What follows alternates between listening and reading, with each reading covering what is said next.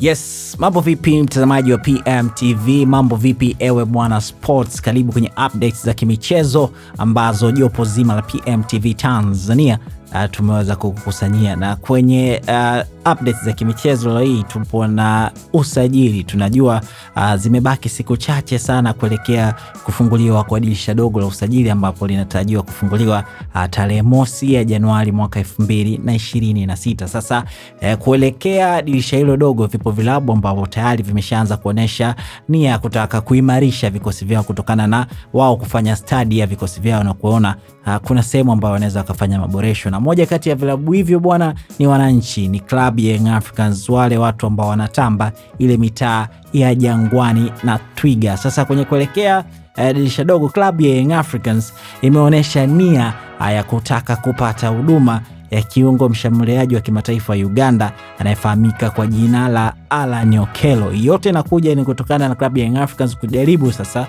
kuweza kureplace ama kumreplace Stefan Aziz Ki, kwa sababu tangia ameondoka ndani ya klabu hiyo, klabu ya Young Africans imekuwa ikikosa namba 10, yule ambaye anakuwa anaisaidia timu kutengeneza nafasi lakini pia kufunga mabao. Lakini mzigo mzito amekuwa akiangushiwa Pacome Zouzoua, lakini wale wakina Mo Dumbia, wakina Sin Kouma bado hawajafanya vizuri kama watu ambao walitarajia. Sasa kutokana na hicho ambacho kinaendelea ndani ya klabu ya Young Africans, uongozi umeonyesha nia ya wazi ya kutaka kuipata huduma ya kiungo mshambuliaji wa kimataifa wa Uganda anayefahamika kwa jina la Alan Okello, ambaye ana miaka 25, lakini pia ameshawahi kupita klabu ya KCCA ya pale nchini Uganda, lakini amewahi kupita Paradu AC ya pale nchini Algeria, lakini pia akarudi tena KCC ya pale Uganda, lakini pia akaenda tena Paradu ya pale nchini Algeria, lakini kwa sasa anahudumu ndani ya club ya Vipers ya pale nchini Uganda, lakini kwa sasa yupo na timu ya taifa ya Uganda kwenye michuano ya AFCON. Sasa baada ya kuonesha interest hiyo,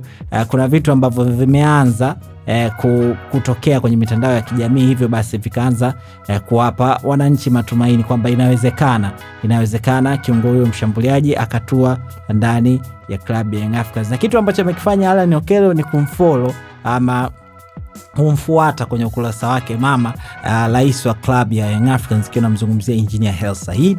Lakini pia akuishia hapo, ameenda kuifollow page rasmi ya klabu ya Young Africans, na hii imefanya watu waanze kuona okay, inawezekana kwa asilimia kubwa kukaa kuna mazungumzo na imefikia pazuri. Kama mchezaji ameamua kumfollow rais wa klabu pamoja na kuifollow klabu, inawezekana akawa njiani kutua ndani ya klabu ya Young Africans. Tupe maoni yako kuhusiana na usajili huu, kama utakamilika unahisi utaenda kuisaidia klabu ya Young Africans kwa kiasi gani?